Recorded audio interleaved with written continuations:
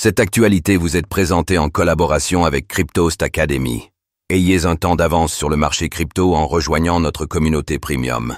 La deuxième plus grande banque des États-Unis pourrait lancer son stablecoin. Bank of America pourrait bientôt rejoindre la course aux stablecoins.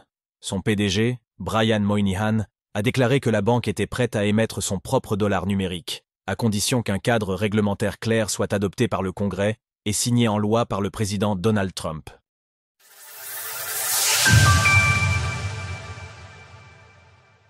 Une adoption conditionnée par un cadre réglementaire clair. Brian Moynihan, le PDG de Bank of America, a affirmé que la banque pourrait se lancer dans l'émission de stablecoins adossés au dollar à condition qu'un cadre réglementaire soit mis en place par le Congrès américain et signé en loi par le président Donald Trump. Bank of America est considérée comme la deuxième plus grande banque des États-Unis derrière JP Morgan. S'exprimant lors d'un événement organisé par l'Economic Club de Washington, Brian Moynihan, qu'il était désormais clair qu'il y aura un stablecoin pleinement adossé au dollar, suggérant que Bank of America pourrait proposer une monnaie numérique liée aux dépôts en dollars. Toutefois, il a souligné que le rôle exact des stablecoins dans le système de paiement restait à définir, notre sélection des meilleurs stablecoins adossés au dollar. L'industrie financière a longtemps hésité face aux crypto-monnaies, mais les tendances évoluent rapidement.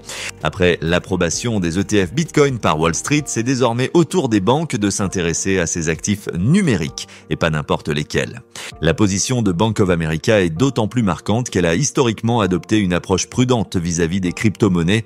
Par contraste, des institutions comme JP Morgan et Citigroup ont déjà exploré l'usage des actifs numériques, et ce bien avant. Des géants du paiement comme PayPal comptent bien avoir leur mot à dire également. Cette dynamique s'inscrit dans un contexte politique favorable. Sous l'administration Trump, les législateurs travaillent à l'adoption de lois encadrant les stablecoins, avec plusieurs projets en cours au Congrès, dont le Stable Act et le Genius Act. Sur ce sujet, la majorité républicaine pourrait accélérer leur adoption, bien que des préoccupations démocrates subsistent quant au risque de blanchiment et de financement illicite. Les stablecoins au cœur du futur des paiements. Les stablecoins sont déjà un pilier central du marché crypto, facilitant la conversion entre monnaie fiduciaire et actifs numériques. En 2024, ils ont généré un volume de transactions de plus de 33 000 milliards de dollars, surpassant Visa et Mastercard combinés. Selon Matt Hougan, CIO de Bitwise, les stablecoins sont en passe de dominer les paiements transfrontaliers, un marché estimé à 155 000 milliards de dollars en 2024. L'acquisition récente de Bridge par Stripe pour 1,1 milliard de dollars, ainsi que le déploiement de PayUSD de PayPal auprès de 20 000 PME, illustrent d'ailleurs cette adoption croissante.